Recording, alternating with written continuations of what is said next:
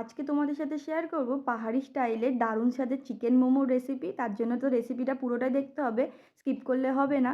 প্রথমেই দেখো এখানে ময়দা নিয়ে নিয়েছি, তার মধ্যে দিয়ে দিলাম লবণ আর দিয়ে দিলাম সাদা তেল দিয়ে একটু ভালো করে ময়দাটা মেখে উষ্ণ গরম জল দিয়ে ময়দাটাকে মেখে নিতে হবে। আর রেস্টে রেখে দিলাম 5 মিনিটের জন্য। তার মধ্যে এখানে আমি দেখো চিকেনটা ম্যারিনেট করে নেবো। লবণ, গোলমরিচ গুঁড়ো, পেঁয়াজ কুচি, গাজর কুচি, আদা রসুন বাটা, দিয়ে দিলাম সাদা তেল, তোমরা চাইলে বাটার দিতে পারো।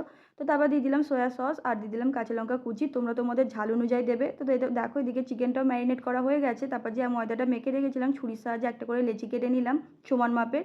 তারপর অল্প একটু ময়দা দিয়ে বেলে নিলাম লেচিটাকে।